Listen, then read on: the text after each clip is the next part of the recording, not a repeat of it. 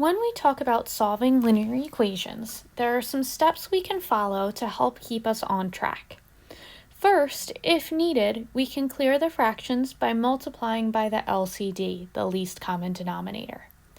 Then we can simplify each side of the equation by removing grouping symbols, like parentheses, and by combining like terms.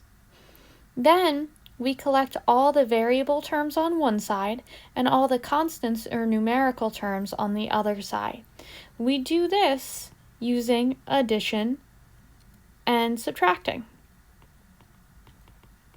Then we can isolate the variable using inverse operations. Remember, addition and subtraction are inverse operations, and multiplication and division are inverse operations. Then we can always check our proposed solution, the answer we got in the original equation, to make sure we got it right. If we look at some examples, we'll start small. We're going to solve x minus 3 equals 10. To get that x by itself, I need to undo subtraction. To undo subtraction, I'm going to use addition. I'm going to add 3. And with equations, whatever I do to one side, I do to the other. When I add 3 to both sides, the negative 3 and positive 3 cancel out, so I'm just left with x. And the 10 plus 3 gives me 13. If I want to do that check your proposed solution, what I would do is plug that 13 into the original equation for x. So I'll have 13 minus 3. I want to know, does it equal 10? Now I simplify each side. 13 minus 3 does give me 10. I have the same thing on both sides, so my answer is correct. Let's look at this next one. We have 7x equals 14. When a number and a variable are smushed together like the 7 and the x, it means they're being multiplied. So to undo multiplication, I need to use division. I'm going to divide both sides by 7. That gives me x equals 2. If I look at example 3, I have 9 equals y minus 4. Remember, the goal of solving is to get the variable, in this case the y, by itself. So that means I need to get rid of that minus 4. To undo the minus 4, I would add 4 to both sides. That gives me 13 equals y. It's perfectly okay to leave your answer that way. If it really bothers you, you can rewrite it as y equals 13. If we look at example 4, we have 10 equals z divided by 4. Remember, that fraction bar means division. To get rid of that divided by 4, I'm going to multiply by 4. And whatever I do to one side, I have to do to the other. If it helps, on the right-hand side, you can write that 4 as 4 over 1 to make it clear that those 4's cancel out, and we only have z left on the right-hand side. 4 times 10 gives us 40. So we have 40 equals z. Like before, if you prefer to rewrite it as z equals 40, you can. Now let's look at some equations that have some more steps. If we look at this one, we have 10 times parentheses 3x plus 2 equals 70. There's no fractions to get rid of, but I can get rid of those grouping symbols. To do that, I need to distribute the 10.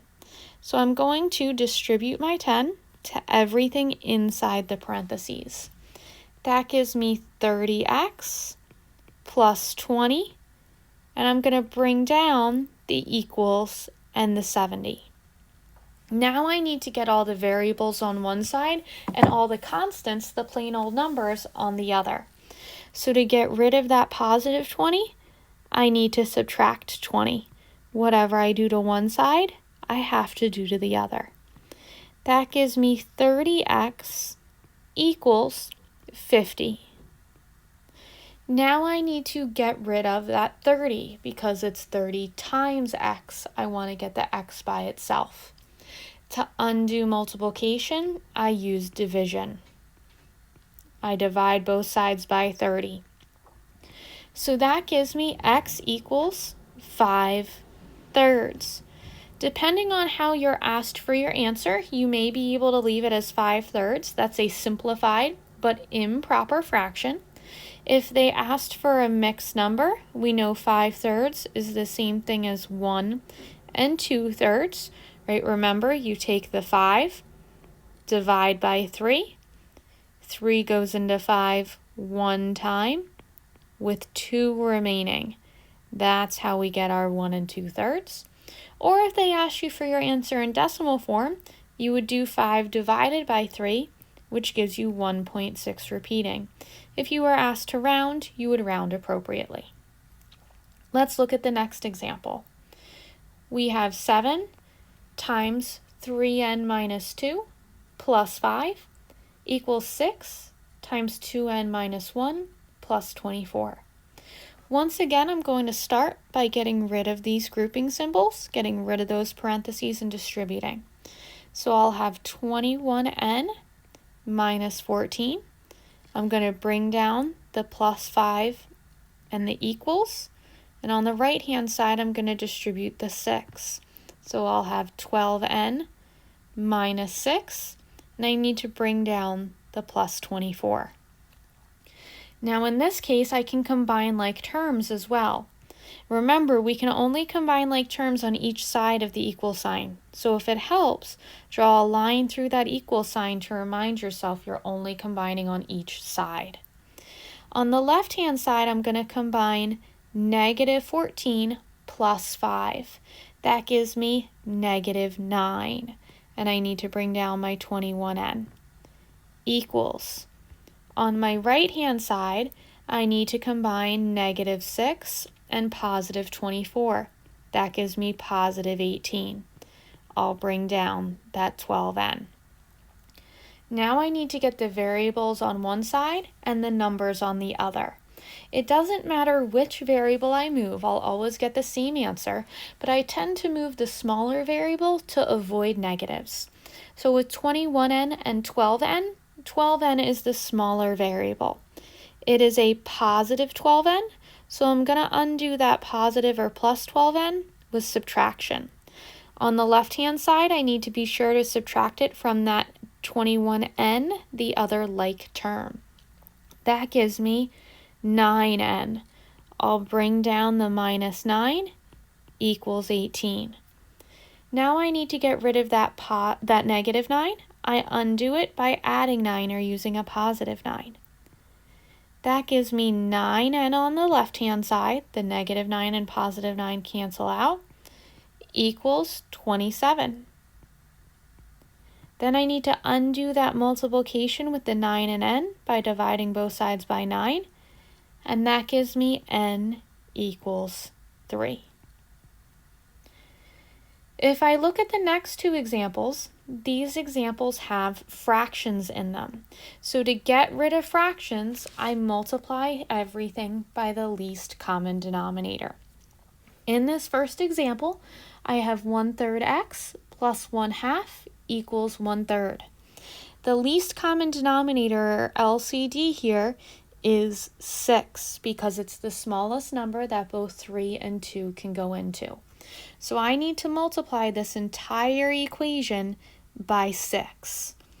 So I'm going to write 6 or 6 over 1 times that 1/3 x plus the 6 or 6 over 1 times that 1/2 equals the 6 or 6 over 1 times 1/3. Now I need to actually do the multiplication. The whole point of multiplying through by the least common denominator is that all of the denominators should cancel out. So I'm going to do my multiplication by canceling out. With the 6 times 1/3, I know that I can divide. 3 divided by 3 gives me 1. 6 divided by 3 gives me 2. So when I multiply, I'm really going to have 2x. I'm going to bring down the plus sign and do the same thing here. 6 times 1/2. Well, 2 divided by 2 gives me 1. 6 divided by 2 gives me 3. So when I multiply, I get 3. Equals 6 over 1 times 1/3. I can cancel again. 3 divided by 3 gives me 1. 6 divided by 3 gives me 2. So it equals 2. Now I'm left with the equation 2x plus 3 equals 2. This is an equation I know how to solve. I'm going to undo my addition with subtraction, so I'll subtract 3 from both sides. If I do that, I get 2x equals -1.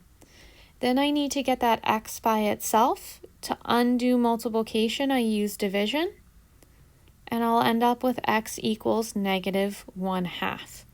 Because they gave us the question with fractions, we'll want to leave our answer as a fraction, not as a decimal. If we look at this other example, we have 1/2 plus 4m equals 3m minus 5/2. So in this case, there's only one denominator, 2, so our least common denominator is 2. We need to multiply this entire equation, even the parts that are not fractions, by 2. So I'm going to do 2, or 2 over 1, times 1/2, plus 2 times 4m equals 2 times 3m minus 2, or 2 over 1, times 5/2. So I've written out that I'm doing 2 times every piece of this equation. Now I need to cancel and multiply. So with 2 times 1/2, I know 2 goes into itself once, so I'm just going to have 1 when I multiply. 2 times 4m gives me 8m equals 2 times 3m gives me 6m minus the 2's here cancel out as well. So when I multiply, I'll just be left with 5. Once again, this looks like an equation I know how to solve. I'm going to get all the variables on one side, so I'll subtract 6m from both sides to have 1 plus 2m equals -5. Now I need to get all the constants on one side and the variables on the other. So I'm going to get rid of that positive one by subtracting 1 from both sides.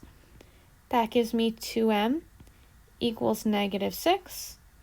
Then I need to undo multiplication with division, so I'll divide both sides by 2 to find that m equals -3.